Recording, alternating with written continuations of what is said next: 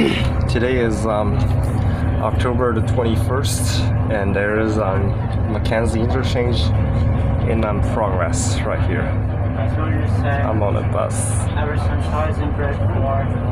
Traffic light is still here. Traffic used to be really bad, so they built a interchange. That's Skeleton Goose. You can see lots of progress.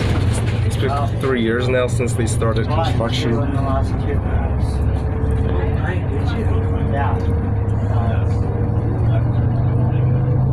We're on the new ramp.